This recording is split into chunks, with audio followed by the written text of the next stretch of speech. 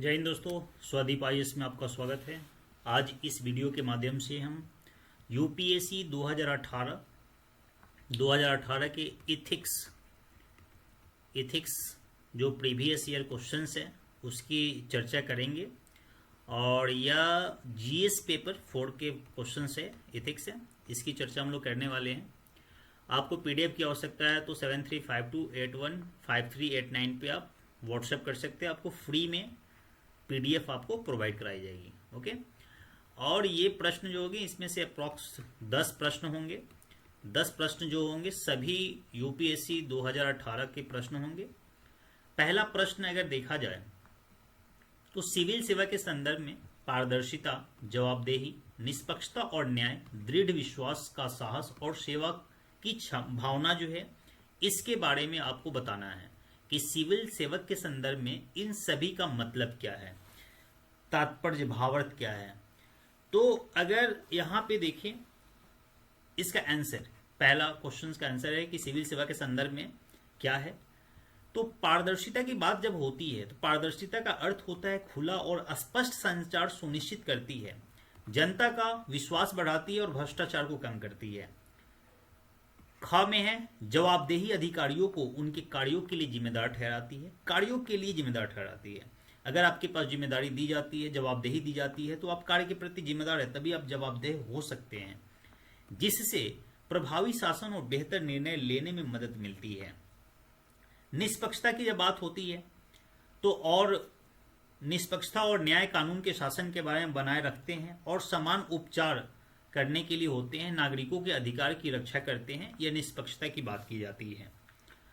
अगला है दृढ़ विश्वास का साहस, सिविल सेवकों को चुनौतीपूर्ण परिस्थितियों में भी सिद्धांतों को बनाए रखने, ईमानदारी और नैतिक व्यवहार बनाए रखने की शक्ति देती है।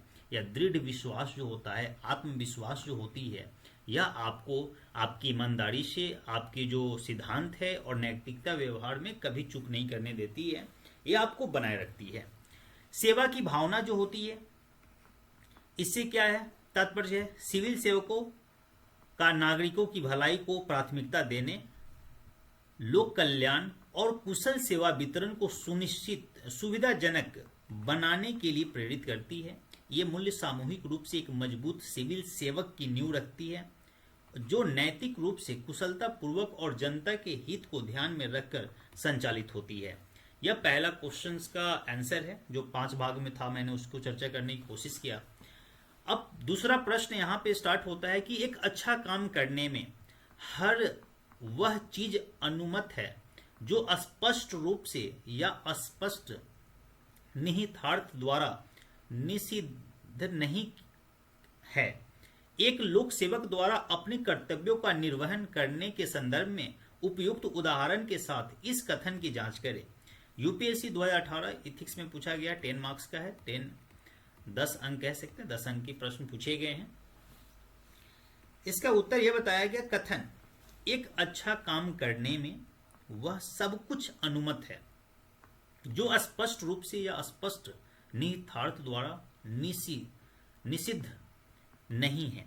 यह सुझाव देता है कि, ये आपकी सेंटेंस हो गई, यह सुझाव देता है कि पुण्य कार्यों को आगे बढ़ाते समय व्यक्तियों को विवेक का व्यापक दायरा दिया जाता है, जब तक कि उनके कार्य नैतिक और कानूनी मापदंडों के अनुरूप हो। एक लोक सेवक द्वारा कर्तव्यों का निर्वहन करने के संदर्भ में इस सिद्धांत का तात्पर्य है कि ऐसे कार्य जो स्पष्ट रूप से निषिद्ध नहीं है या गलत काम करने का संकेत नहीं देते हैं, उन्हें किया जा सकता है यदि वे अधिक अच्छे में योगदान करते हैं। तो ये आपका कथन का जो भावार्थ समझाया गया है वो है। अब उदाहरण के लिए, उदाहरण से समझ सकते हैं, यदि कोई लोक सेवक किसी आपात स्थिति में जीवन बचाने के लिए एक परियोजना से दूसरे परियोजना में धन पुनर्वितरण करता है तो यह कार्य स्पष्ट रूप से अधिकृत नहीं हो सकता है, लेकिन नैतिक रूप से उचित है। हालांकि इस सिद्धांत की अपनी सीमाएं हैं। लोक सेवकों को स्थापित नियमों और प्रक्रियाओं का सम्मान करते हुए कानूनी ढांचे के भीतर काम करना चाहिए।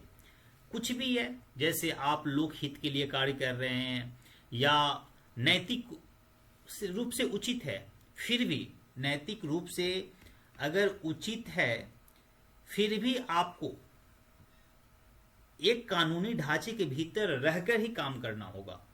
शॉर्टकट लेना या नियमों को दरकिनार करना भले ही वे नेक लगे, नैतिक हो, बट सत्ता के दुरुपयोग का कारण बन सकता है। इसलिए जबकि विवेक की अनुमति है, इससे पारदर्शिता, निष्पक्षता या वैधता से समझौता नहीं करना चाहिए।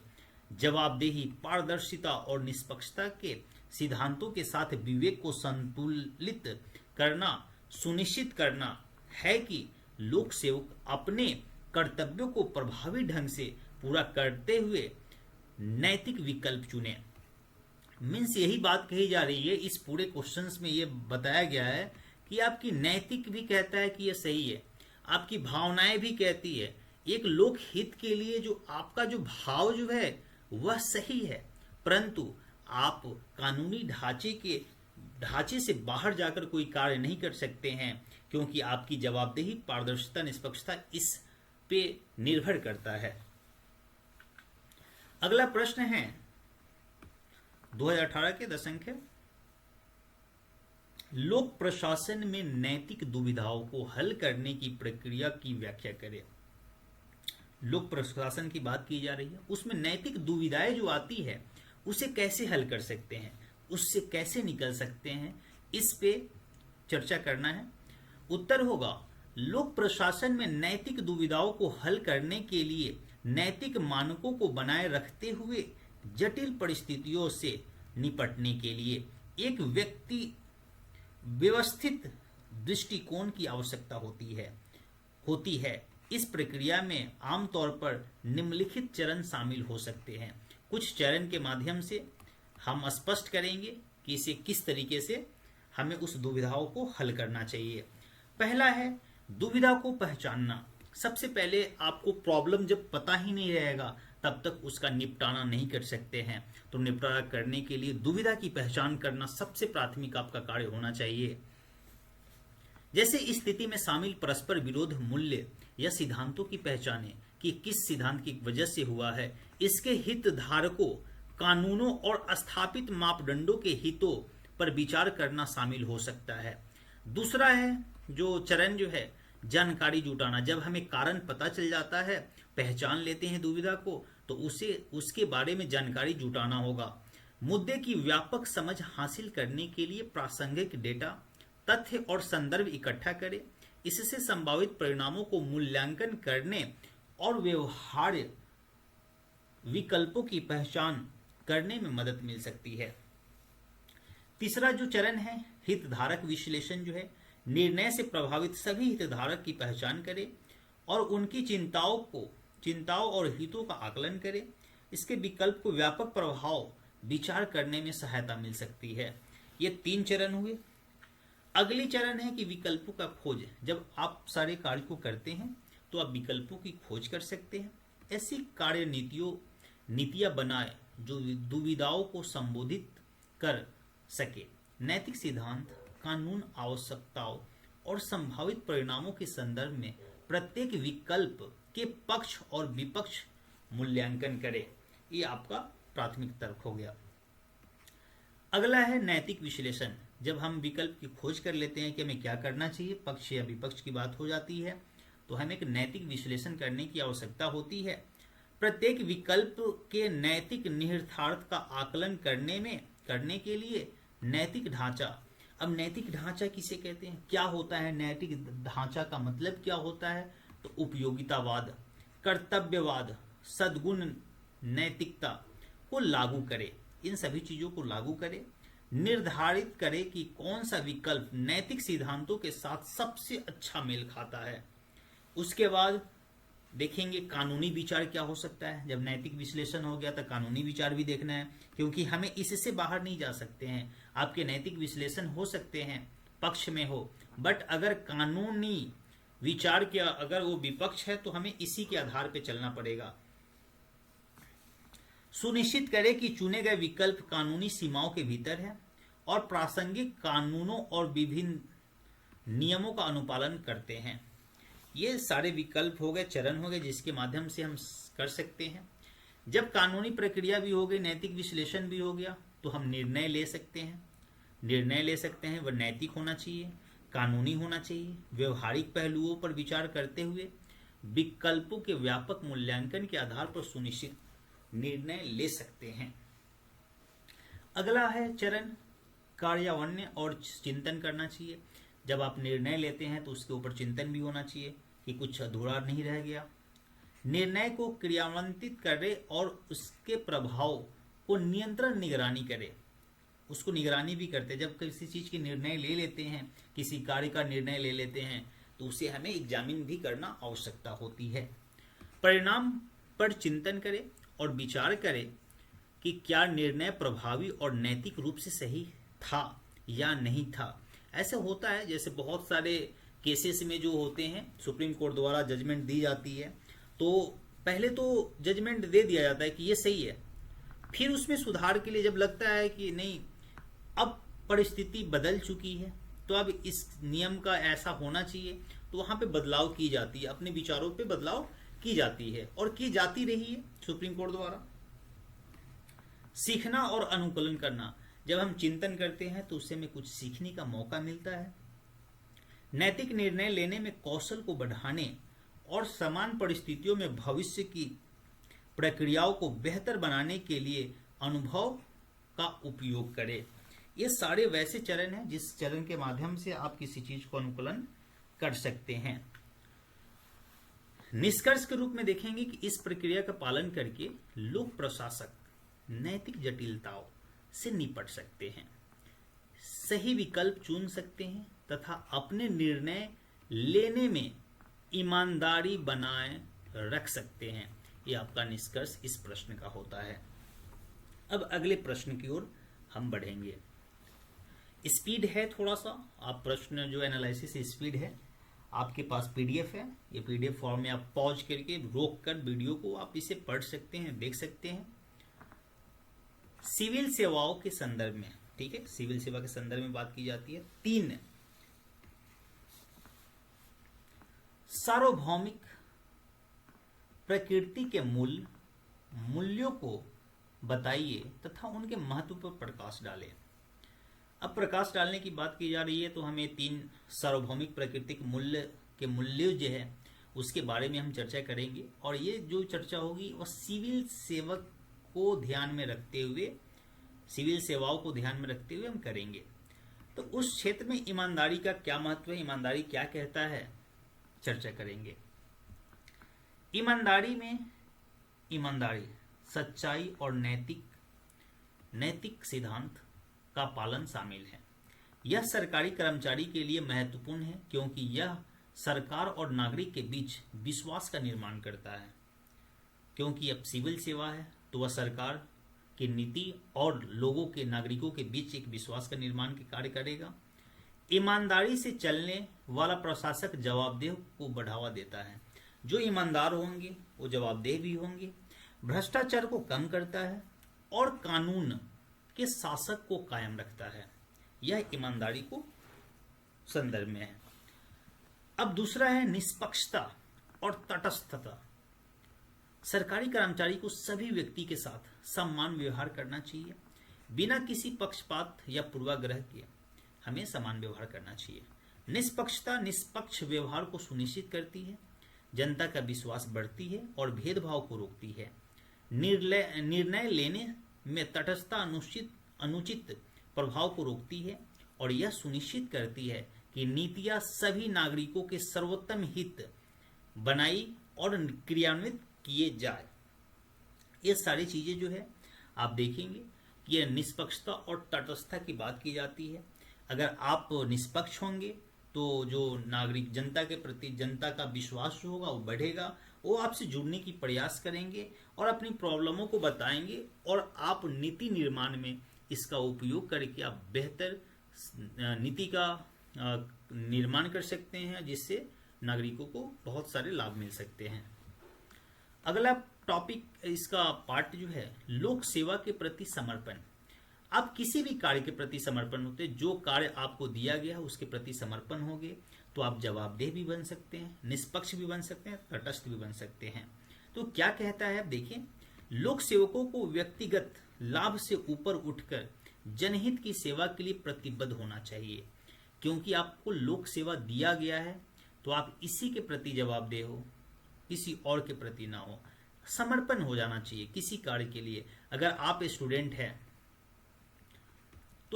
है तो आपको इस समय सिर्फ इसी को समर्पण देना चाहिए। पढ़ाई का समय है तो पढ़ाई में समर्पण दे दीजिए। यह प्रतिबद्धता प्रभावी शासन, कुशल सेवा वितरण और समाज की समग्र भलाई सुनिश्चित करती है। इसके जो निष्कर्ष होंगे, ये मूल्य एक अच्छी तरह से काम करने वाली सिविल सेवा के लिए आधारभूत है। ये पाठ है जो नैतिक, निष्पक्ष और प्रभावी ढंग से संचालित होती है। वे जवाबदेही, पारदर्शिता और जवाबदेही को बढ़ावा देता है, जो सरकार और उसके नागरिक के बीच एक मजबूत भरोसेमंद संबंध बनाने के लिए आवश्यक है। और जब तक आप देखेंगे एक सिविल सेवक है और यह सरकार है और यह सिविल सेवक है, सिविल सेवक है, तो इसके बीच के जो संबंध होना चाहिए ना, वो बहुत मजबूत होना चाहिए, ताकि आपके सरकार को नीति निर्माण में कठिनाइयां नहीं होगी। और जो नीति निर्माण होंगे, अगर इसके बीच की कड़ी जो है संबंध मजबूत है, तो नीति निर्माण के कार्यान्वयन में भी आसानी होगी। हमें उसी कार्य को इम्प्लीमेंट करने में भी हमें बहुत आसानी मिल सकती है। तो निष्कर्ष ये आपका रहा। अब अगले प्रश्न की ओर बढ़ेंगे। अगला प्रश्न है, मान लीजिए कि भारत सरकार जंगलों से घिरी और जातीय समुदायों से भरी एक पहाड़ी घाटी में बांध बनाने की सोच रही है। अप्रत्याशित आकस्मिकताओं से निपटने के लिए उसे किस तर्कसंगत नीति का सहारा लेना चाहिए?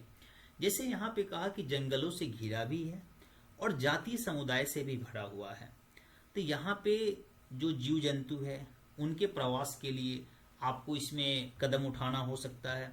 वहाँ पे जो लोग रहते हैं, जनजातीय लोग हैं या जातीय समुदाय जो भी है, उसको एक जगह से दूसरी जगह शिफ्ट करना, क्योंकि जब हम वहाँ पे बांध बनाते हैं तो यहाँ पे जंगल की सफाई होगी, बहुत सारी चीज़ें होती है।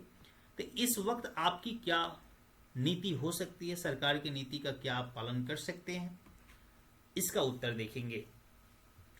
किसी संवेदनशील क्षेत्र में बांध बनाते समय अप्रत्याशित परिस्थितियों से निपटने के लिए भारत सरकार को एक व्यापक और नैतिक नीति अपनानी चाहिए।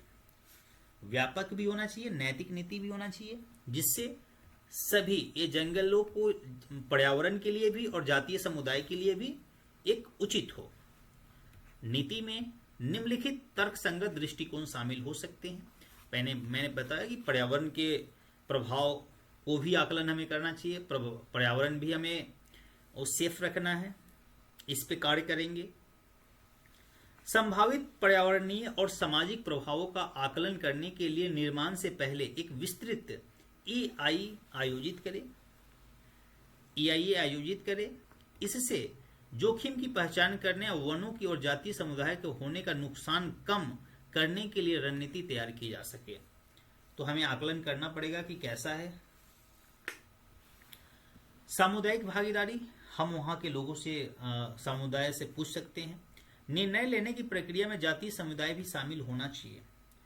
उनका पारंपरिक ज्ञान क्षेत्र की गतिशीलता के बारे में जानकारी प्रदान कर सकता है, उस एरिया के बारे में बता सकता है कि अगर इम्पोर्टेंस है, अगर ये एरिया बहुत ही इम्पोर्टेंट है तो इस एरिया को हम ना यूज करके कहीं दूसरी जगह भी उसके आसपास में भी बना सकते हैं। या अगर यह एरिया जो है जहाँ पे हमें बांध बनाना है, या जिस चीज़ के लिए प्रसिद्ध है या जिस चीज़ की मात्रा यहाँ पे है, अगर हमें ऐसी सेम इन्वायरमेंट अगर यहाँ पे मिल रहा है तो इसे शिफ्ट करके यहाँ पे हम यूज कर सकते हैं।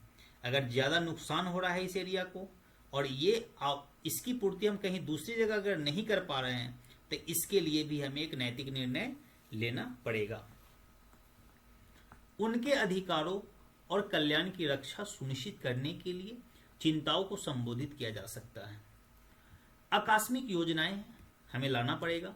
निर्माण के दौरान उत्पन्न होने वाले अप्रत्याशित समस्याएं, भूस्खलन हो सकती है या पानी की जल जमाव हो सकती है, इस सब चीज़ों के लिए एक योजना हमें लाना पड़ेगा कि अगर ऐसी परिस्थिति होती है तो सरकार की तरफ से, हमारे तरफ से क्या कदम उठाया जा सकता है जोखिम से प्रबंधन करने के लिए। आपात स्थिति के समय हमें क्या कदम उठाना चाहिए, हमें किस क्षेत्र से मदद मिलेगी, इन सभी चीज़ों की हमें ध्यान में रखकर हमें आकस्मिक योजना की तैयारी करनी चाहिए। जैव विविधता संरक्षण की बात होती है, पर्यावरण जरूरी है, जैव विविधता भी जरूरी है। स्थानीय वनस्पति और जीवों की सुरक्षा के लिए उपाय लागू करें। यदि प्रजाति खतरे में है तो उसके संरक्षण को सुनिश्चित करने के लिए कदम उठाएं। मैंने क्या कहा, अगर ये चीज ये फील्ड में पार्ट 1 है, ये पार्ट 2 है, अगर ये हमें यहाँ पे मिल जा रहा है तो हमें का आवश्यकता नहीं है, इसे हम कंप्लीटली एक से जगह से दूसरी जगह कर सकते हैं। अगर ये पार्टिकुलरली यहीं पे है, इसकी पूर्ति यहाँ पे नहीं हो सकती है, तो हमें इसके लिए एक नैतिक निर्णय लेना पड़ेगा। एक बड़ी योजना को लेकर, संरक्षण को लेकर बहुत बड़ा कदम उठाना पड़ेगा। मुआवजा, पुनर्निवास, अगर किसी को नुकसान होता है उसके लिए मुआवजा दे सकते हैं। पुनर्वास के लिए हम जिसका पुनर्वास वहां से हटेगा उसको विस्थापन करने के लिए हमें योजना तैयार करना चाहिए। उसके आजीविका, संस्कृति, मूल्यों की सुरक्षा सुनिश्चित करना चाहिए। पारदर्शिता होना चाहिए और जवाबदेही होना चाहिए। निर्णय लेने और परियोजनाओं को निष्पादन में पारदर्शिता बनाए रखें ताकि वहां पे किसी को दिक्कत ना हो, किसी समुदाय को दिक्कत ना हो। जवाबदेही सुनिश्चित होनी चाहिए कि अगर आप इस कार्य को कर रहे हैं तो इनके आजीविका के लिए आप क्या सोचे हैं। अगर वो सोचे हैं, आपने कहा है, तो उसकी पूर्ति आपको करना चाहिए, जवाबदेह होना चाहिए। सत्ता में संभावित दुरुपयोग को रोकने के लिए नियमित निगरानी या रिपोर्टिंग तंत्र भी मौजूद होना चाहिए। ये सारे सिविल सेवक के तौर पे आप देख सकते हैं। अनुकूल प्रबंधन होना चाहिए। अनुकूली प्रबंधन की बात होती है कि परिस्थितियां जब होती है, कोई भी बांध का निर्माण होता है तो एक लंबा समय होता है। 1 वर्ष का, 2 वर्ष की, 3 वर्ष की बात नहीं होती है, एक लंबे समय लेती है। तो आज जो परिस्थितियां है, क्या 2 साल बाद परिस्थितियां कैसी रहेगी, 4 साल बाद क्या होगा, 5 साल बाद क्या होगा, ये परिस्थितियों के अनुकूल हमें कार्य करना चाहिए। लचीला बनाए रखें। यदि नई आकस्मिकता उत्पन्न होती है, जैसे आज जो प्रॉब्लम है इसके निपटाना तो मैंने कर लिया, लेकिन इसके अगला 5 साल बाद अगर कोई नई समस्या आती है, नई आकस्मिकता आती है, तो उससे निपटने के लिए हमें क्या तैयारी होना चाहिए, इसकी भी हमें तैयारी करनी चाहिए। तो स्थिति को पुनर्मूल्यांकन करें और योजनाओं को तद अनुसार समायोजित करें। अब कानूनी अनुपालन क्या हो सकता है कि पर्यावरण संरक्षण, स्वदेशी अधिकारों से संबंधित कानूनों और विनियमों के सभी प्रासंगिक कानूनों और नियमों का पालन हमें करना चाहिए। या पर्यावरण संरक्षण कानून हो गया या समुदाय के लिए जो कानून बने ही है, इन सभी को पालन करते हुए हमें आगे बढ़ना चाहिए और बांध निर्माण के लिए हमें निर्णय लेना चाहिए। इसका अब देखेंगे, निष्कर्ष के रूप में कह सकते हैं कि अप्रत्याशित आकस्मिकताओं से निपटने वाली एक तर्कसंगत नीति पर्यावरण और जातीय समुदाय दोनों की भलाई को प्राथमिकता देना चाहिए। क्योंकि पूरी चर्चा पर्यावरण और जातीय समुदाय की है, तो इसके भलाई, दोनों की भलाई को प्राथमिकता देते हुए हमें करना चाहिए तथा नकारात्मक प्रभाव को न्यूनतम करते हुए सतत विकास को बढ़ावा देगी। अगर ऐसा हम प्राथमिकता देते हैं तो सतत विकास के कार्य भी संपन्न हो सकते हैं। अगला प्रश्न है, सार्वजनिक हित का क्या अर्थ है। सार्वजनिक हित में सिविल सेवकों द्वारा अपनाए जाने वाले सिद्धांत और प्रक्रिया क्या है। 2018 150 शब्द में हमें लिखना है। अब ये सार्वजनिक हित जो है ना, इसे सबसे पहले हम परिभाषित करते हैं। तात्पर्य आम जनता की सामूहिक भलाई, सार्वजनिक हित मतलब सामूहिक भलाई, सबके लिए कल्याण से है। इसमें वे कार्य निर्णय शामिल है जो व्यापक भलाई के लिए काम करते हैं, समुदाय की जरूरतों को प्राथमिकता देते हैं और सामाजिक विकास के लिए योगदान करते हैं, वही सार्वजनिक हित कहलाता है। सिविल सेवक के संदर्भ में कौन कौन से आपके हित हो सकते हैं? तो नैतिक निर्णय लेना, कानून का शासन और निष्पक्षता, जैसे निर्णय लेना चाहिए, ईमानदारी, पारदर्शिता और जवाबदेही को बनाए रखना चाहिए हमें, जनता के विश्वास को सुनिश्चित करना चाहिए और उनके मानकों को प्रतिबंधित करना चाहिए हमें, नैतिक मानकों को प्रतिबिंबित करना चाहिए। ठीक है।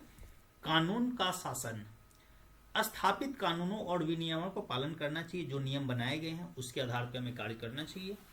निष्पक्षता, सभी नागरिकों को के साथ निष्पक्ष व्यवहार करना चाहिए, बिना किसी पक्षपात या पक्षपात के हमें निर्णय लेना चाहिए और वस्तुनिष्ठ मापदंडों पर आधारित होने चाहिए, बिना किसी के भेदभाव का होना चाहिए। ये निष्पक्षता की बात करता है। एक सिविल सेवक तौर पे आप देखेंगे ईमानदारी, पारदर्शिता, जवाबदेही, निष्पक्षता, एक तो ये आपका बेसिक चीज है। सिविल सेवकों के लिए पारदर्शिता होना चाहिए, जवाबदेही भी होना चाहिए। हित का टकराव ये देखी जाती है कि हित के टकराव के समय सिविल सेवक क्या परिस्थिति हो सकती है, तो ऐसी स्थिति से बचना चाहिए हमें। हित से टकराव जहां पे हो वहां पे हमें बचना चाहिए, जहां व्यक्तिगत हित उनके सार्वजनिक कर्तव्यों से टकराते हो। यह सुनिश्चित होता है कि निर्णय केवल सार्वजनिक हित के लिए होना चाहिए। एक जैसे कोई प्रोजेक्ट है, इस प्रोजेक्ट से किसी 10 लोगों को फायदा हो रहा है और इस शौक के लिए बना हुआ, तो हम इसकी ध्यान देंगे, सार्वजनिक हित की चर्चा करेंगे। इसकी इंपोर्टेंस हमें ज्यादा होना चाहिए इसके मुकाबले। भागीदारी और परामर्श होना चाहिए। परामर्श और फीडबैक तंत्र के माध्यम से निर्णय लेने की प्रक्रिया जनता को शामिल करने से सुनिश्चित करने में मदद मिलती है।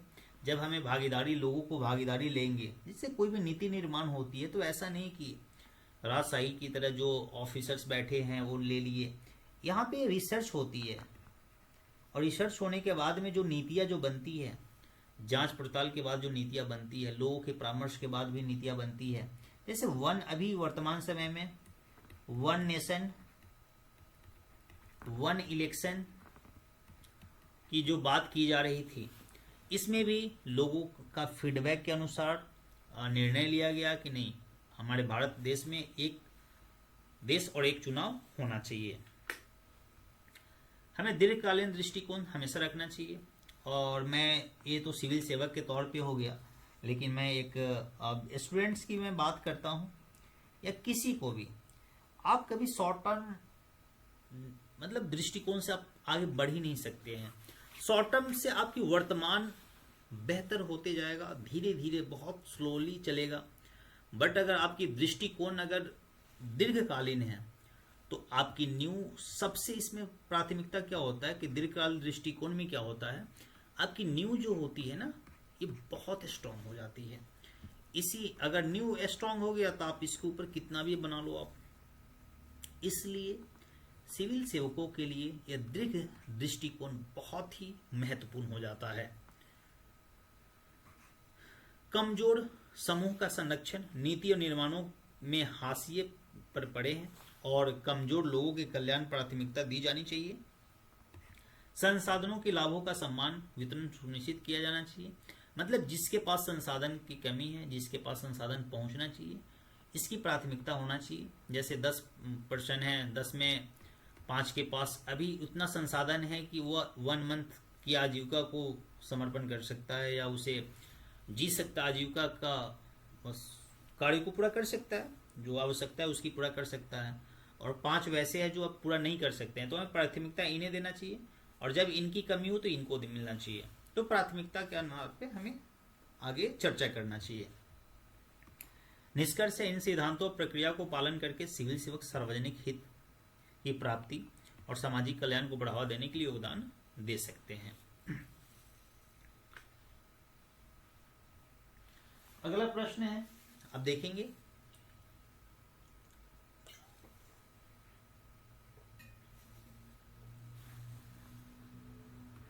वर्तमान में आपके लिए उदाहरण का क्या अर्थ है। एक ये स्टेटमेंट दी गई है, किसी भी चीज को अपनाने या स्वीकार करने का सही नियम यह नहीं है कि उसमें कोई बुराई है या नहीं, बल्कि यह है कि अच्छाई से ज्यादा बुराई है या नहीं। बहुत कम चीजें पूरी तरह से बुरी या पूरी तरह से अच्छी होती है। लगभग हर चीज, खास तौर पर सरकारी नीति, इन दोनों की एक अविभाज्य मिश्रण है। इनके बीच प्रबलता के बारे में हमारा सर्वोत्तम निर्णय हमेशा जरूरी है। यह अब्राहम लिंकन द्वारा एक बात कही गई है।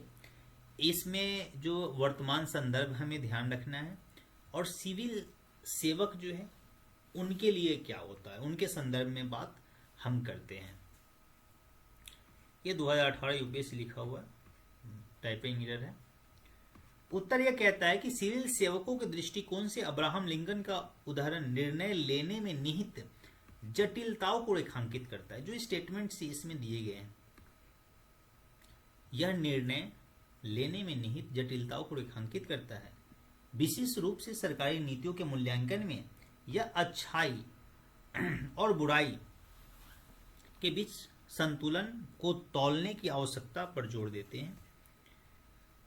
यह मानते हुए कि अधिकांश नीतियां दोनों का मिश्रण है, यह दृष्टिकोण वर्तमान संदर्भ में प्रासंगिक है, क्योंकि यह सिविल सेवकों को समाज पर उनके समग्र प्रभाव पर विचार करके नीति का आलोचनात्मक मूल्यांकन के लिए प्रोत्साहित करता है। तो ये इस स्टेटमेंट्स का भाव है, कहना क्या चाहते हैं। मिड पार्ट में देखेंगे कि सिविल सेवकों को बारीकियों को समझना चाहिए, यह स्वीकार करते हुए कि अच्छी मंशा वाली नीतियों को अनपेक्षित नकारात्मक परिणाम हो सकते हैं। नीतियां है तो उसके परिणाम नकारात्मक भी हो सकते हैं, सकारात्मक भी हो सकते हैं। उन्हें संभावित नुकसानों की पहचान करें और उन्हें कम करने का प्रयास करें। जब भी कोई नीतियां लाई जाती है तो उसमें कुछ नकारात्मक भी होते हैं, सकारात्मक भी होते हैं। तो हमें सिविल सेवक के तौर पे देखना है कि जो सकारात्मक है वो तो सही है, चलो ठीक है, जो नकारात्मक है उसको कम कैसे किया जाए, हमें इस पॉइंट्स पे हमें विचार करने की आवश्यकता होती है। जबकि सकारात्मक परिणामों को अधिकतम करना चाहिए। इसके लिए शामिल जटिलताओं को गहन समझकर व्यापक प्रभाव का आकलन करने और विविध दृष्टिकोणों के लिए हित धारकों को शामिल करने की आवश्यकता है। लिंकन जो है, अब्राहम लिंकन जो है, उदाहरण देकर समझाने की प्रयास करते हैं कि सिविल सेवकों को नीतियों का नियंत्रण मूल्यांकन करने की उनकी आवश्यकता अनुसार अनुकूलित और परिष्कृत करने की नियंत्रण जिम्मेदारी का उजागर करता है। यह एक व्यापारिक दृष्टिकोण को बढ़ावा देता है, जहां नीतियों को न केवल पूर्ण अच्छाई बुराई के आधार पर स्वीकार किया जाता है और न ही अस्वीकार किया जा सकता है, बल्कि समाज पर उनके शुद्ध प्रभाव सार्वजनिक हित के साथ संरेखण और सावधानी पूर्वक मूल्यांकन के आधार पर किया जाता है। यह अब्राहम लिंकन की अपनी उस पर विचार था, उस क्वेश्चंस के आधार पे। अगला प्रश्न 2018 का ही जीएस बोर्ड, हितों के टकराव का क्या मतलब है। मैंने पहले भी हित के टकराव की बात की। हित की टकराव का मतलब क्या होता है कि जब आप कोई कार्य करते हैं, आपकी यहाँ पे नैतिक बातें होती है और नैतिक के साथ साथ जो विधि जो है इसके बीच की बातें होती है। हम देखेंगे इस प्रश्न के आंसर में।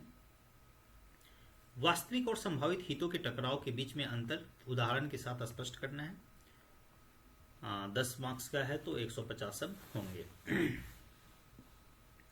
हितों का टकराव ऐसी स्थिति को संदर्भित करता है जिसमें किसी व्यक्ति के हित वित्तीय, उसकी आधारित अधिकारिका क्षमता में निष्पक्ष निर्णय लेने की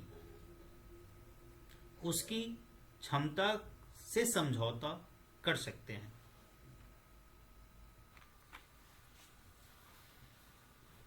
ऐसी स्थिति को संदर्भित करता है जिससे किसी भी व्यक्ति के वित्तीय नेता उसकी आधिकारिक क्षमता को निष्पक्ष निर्णय लेने या उसकी क्षमता से समझौता कर सकते हैं। सिविल सेवकों के संदर्भ में यह उन उदाहरणों को संदर्भित करता है जहां उनके निजी हित जनता के सर्वोत्तम हित कार्य करने के लिए कर्तव्य के साथ संघर्ष करता है। मतलब उनके निजी हित और एक जनता की नीति होती है, यही हित की टकराव की बात यहाँ पे सामने आता है। इससे हमें कैसे निकलना चाहिए, उदाहरण के आधार पर देख सकते हैं। वास्तविकता हित का टकराव क्या है, वास्तविक क्या है और संभावित क्या है। मान लीजिए कि एक सिविल सेवक किसी सार्वजनिक बुनियादी ढांचे की परियोजना के लिए अनुबंध देने के लिए जिम्मेदार है। यदि सिविल सेवक के करीबी परिवार के सदस्य कंपनी उसी अनुबंधन के लिए बोली लगा रही है तो यह वास्तविक हित का टकराव पैदा करता है, जो आपके संबंधी हो, जो आपकी पहचान में हो। उनका संबंध उसके निर्णय लेने को प्रभावित कर सकता है। जैसे आप जैसे बांध बनाना है, उसका टेंडर आपको देना है, या कोई बिल्डिंग का टेंडर देना है किसी को, अगर वह टेंडर करता, अगर आपके रिश्तेदार हो, आपके दोस्त हो, तो यहां पे आपको निर्णय लेने में आपके निर्णय को प्रभावित कर सकती है, जिससे संभावित रूप से परिवार के सदस्य कंपनी के अनुचित लाभ मिल सकता है। एक तो इनको लाभ मिलेगा और यहां पे जो कार्य जो होगी इसमें निष्पक्षता पे सवाल उठ सकता है। संभावित क्या है, दूसरी ओर एक सिविल सेवक अब विचार करे कि जो निजी कंपनी का शेयर का मालिक है वह अप्रत्यक्ष रूप से उस नीतिगत निर्णय से लाभान्वित हो सकता है जिससे वह तैयार करने के लिए शामिल है। भले ही उन्होंने अभी तक कोई पक्षपातपूर्ण निर्णय नहीं लिया हो, लेकिन प्रभाव का संभावना मौजूद है जो संभावित टकराव का गठन कर सकती है। तो संभावित है, पॉसिबिलिटी की चर्चा हो रही है, तो पॉसिबिलिटी कहीं भी हो सकती है। अब निष्कर्ष होता है दोनों ही मामलों में सिविल सेवकों को ऐसे संघर्षों का खुलासा करना चाहिए, अपने सीनियर के सामने रखना चाहिए, यह सुनिश्चित करने के लिए एक कदम उठाने चाहिए उनके कार्य व्यक्तिगत हितों से प्रभावित न हो। सार्वजनिक विश्वास, पारदर्शिता और सरकारी कार्यों की अखंडता बनाए रखने के लिए हितों का टकराव का प्रबंधन करना महत्वपूर्ण है।